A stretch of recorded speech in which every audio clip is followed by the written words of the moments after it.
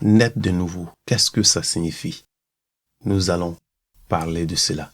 Voilà, mon nom c'est Raphaël Begré-Légré.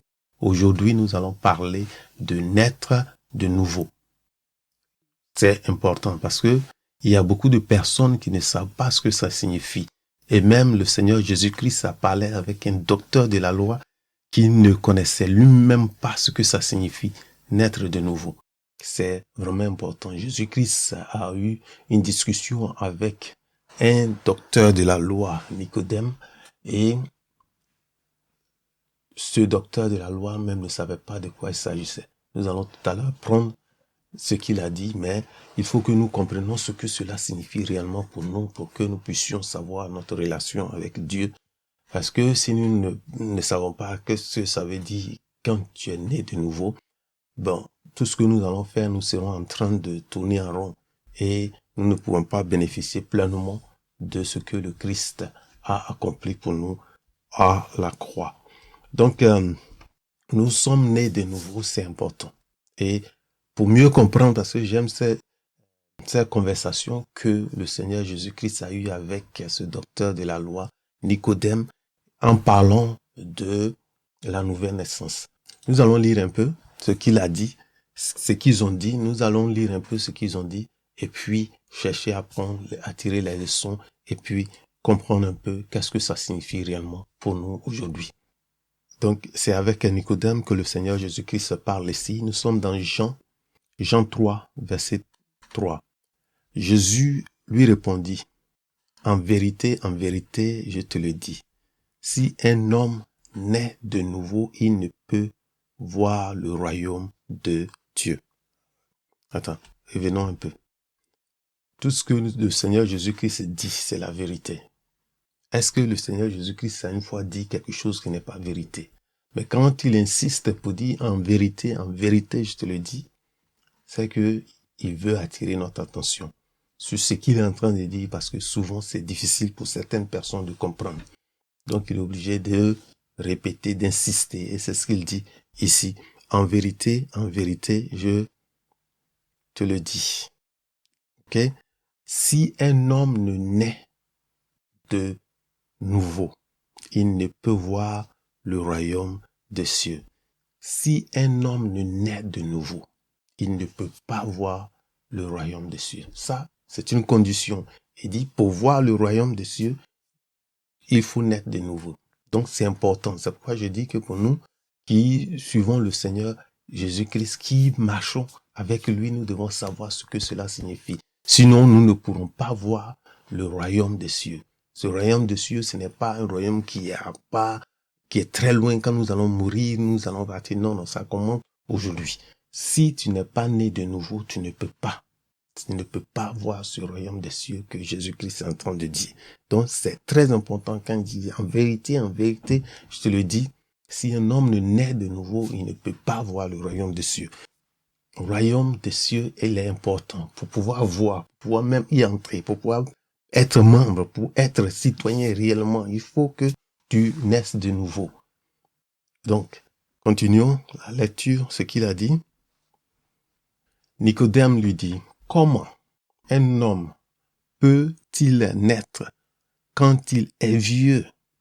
Peut-il entrer dans le sein de sa mère et naître? Jésus répondit, en vérité, je te le dis, si un homme ne naît d'eau et d'esprit, il ne peut entrer dans le royaume des cieux. Donc nous voyons encore, il insiste.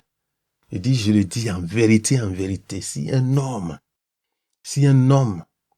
ne naît d'eau et d'esprit, voilà, il ne peut pas voir le royaume des cieux. Il faut naître d'eau et puis il faut naître d'esprit. Donc, naître de nouveau, il est en train de préciser, parce que quand nous parlons de naître de nouveau, qu'est-ce que cela veut dire? Ça veut dire que tu dois naître d'eau et d'esprit. Tu es déjà né, nous sommes nés tous pour que nous soyons là, l'eau. Il a fallu une brisure de l'eau pour que nous soyons là, l'eau est cassée et nous sommes nés. Donc cette naissance a eu lieu.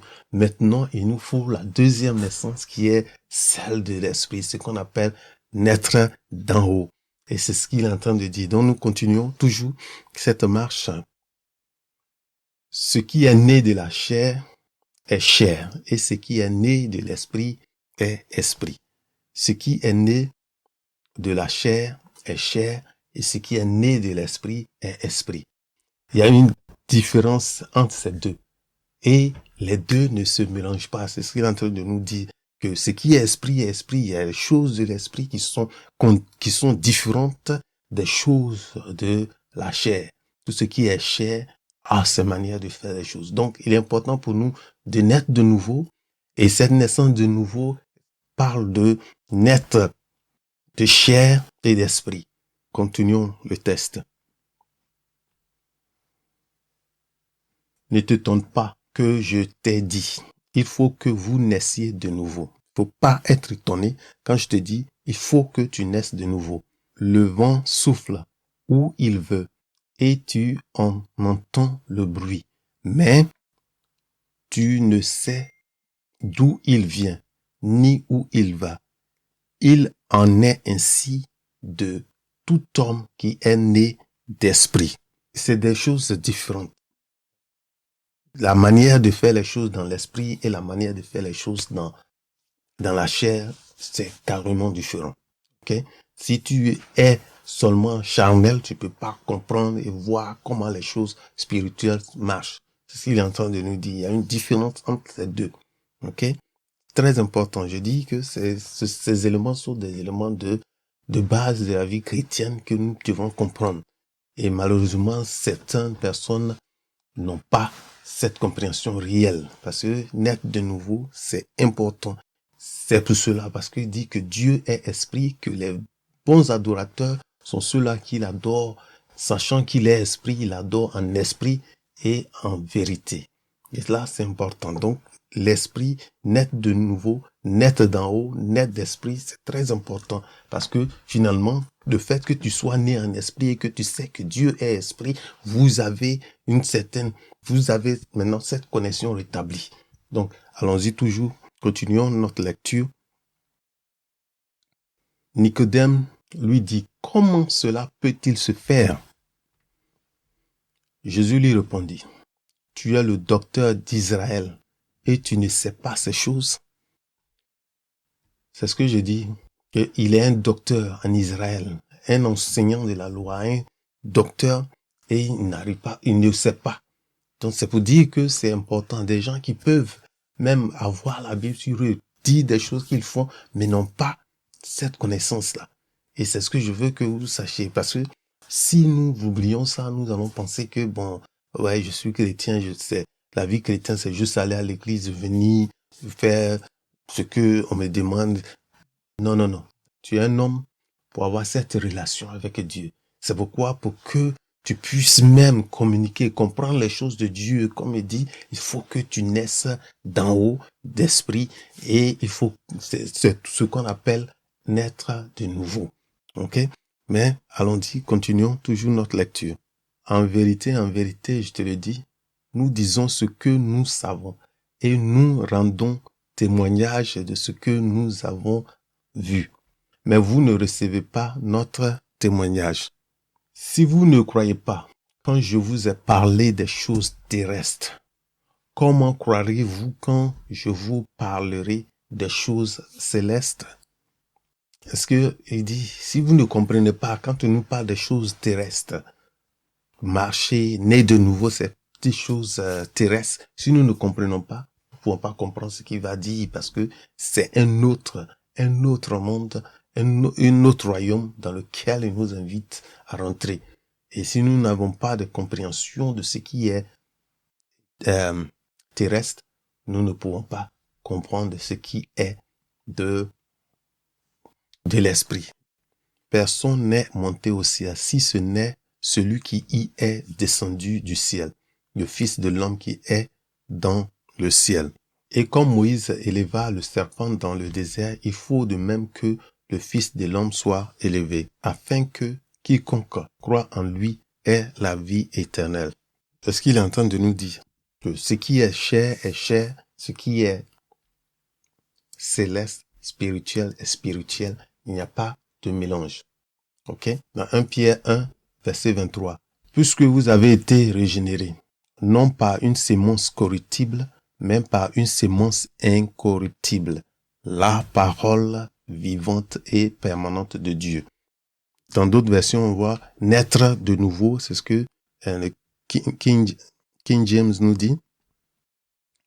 Donc, King James dit, comme c'est écrit, le Louis II dit, vous êtes nés, vous avez été régénérés. Mais c'est le même mot de naître de nouveau, comme on a vu dans King James, c'est le même mot. Donc, vous êtes nés de nouveau, non pas par une sémence corruptible, mais par une sémence incorruptible, par la parole de Dieu.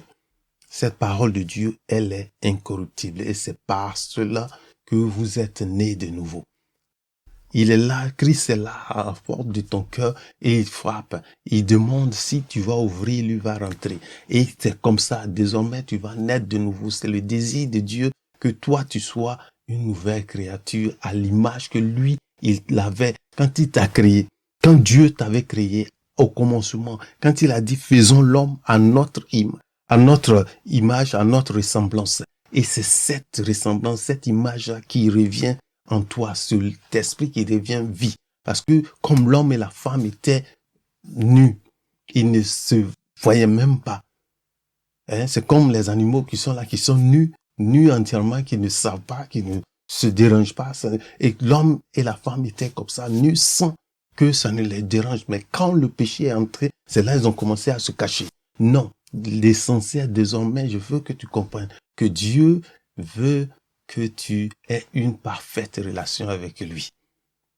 Ce n'est pas en un jour, ce n'est pas que tu vas commencer à faire choses, mais déjà à l'intérieur, cet esprit qui est en toi, qu'il a mis en toi, cet esprit qui crie Abba Père, cet esprit va agir et il va prendre le dessus et tu vas découvrir ta nature. Désormais, ce n'est pas la personne que les gens connaissaient avant, mais tu es une nouvelle créature. Et ça, c'est important de savoir que désormais, c'est ton esprit, celui qui est dedans, qui est né de nouveau. C'est pourquoi celui qui est dedans, ta vie spirituelle, ta vie d'esprit ne peut pas encore commettre le péché. Nous allons aller sur ces choses, mais il est scellé. Tout ce qui est dehors ici ne peut pas contaminer. Il n'y a pas, c'est ce que Jésus a dit à Nicodème, lui a expliqué, qu'il y a une différence, ce qui est charnel et ce qui est spirituel.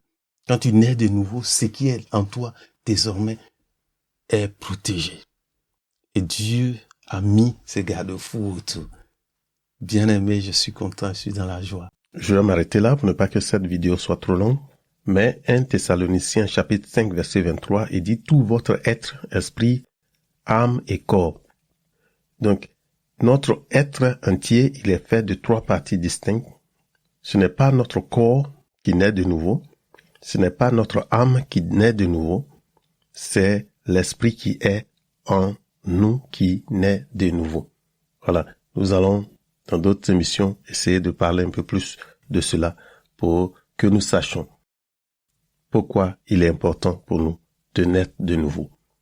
Voilà. Je vous salue. Au revoir.